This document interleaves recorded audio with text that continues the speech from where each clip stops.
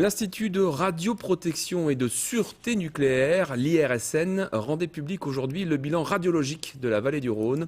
Une enquête qui s'intéresse au niveau de la radioactivité sur une vaste zone qui regroupe 6 centrales nucléaires.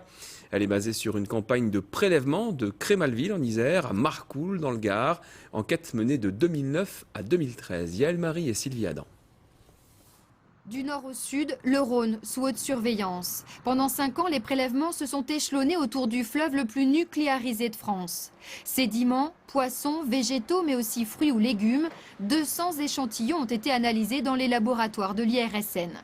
Aujourd'hui, les résultats révèlent la présence de tritium et de carbone 14 aux abords des centrales nucléaires de Crémalville jusqu'à Marcoule. Tritium, carbone 14, 2 marqueurs de la radioactivité. Selon l'IRSN, les taux n'ont rien d'alarmant. Il n'y a pas de conséquences sur l'environnement et pas d'impact sanitaire. Si on fait un calcul de dose, on s'aperçoit que la dose reçue par le public serait à peu près le millième de la dose limite annuelle qui est préconisée. Dans la salle, des élus locaux, des associations de pêcheurs ou la CRIRAD, commission indépendante sur la radioactivité. Elle critique la méthodologie des prélèvements, notamment autour du budget. Vous avez dit, on voit rarement, on ne voit pas d'impact autour des installations.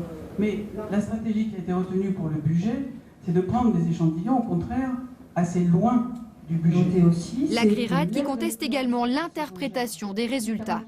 Si on ne prend que certains éléments radioactifs, uniquement dans certaines denrées, mais qu'on ne regarde pas l'ensemble, on ne peut pas évaluer sérieusement le niveau du risque. Et le fait que l'IRSN, dans ses rapports, indique qu'il n'y a pas de risque sanitaire, ça, d'un point de vue scientifique, ce n'est pas correct. Avec cette présentation publique, l'IRSN affiche sa volonté de transparence. Cette photographie de la radioactivité en vallée du Rhône est disponible sur son site internet.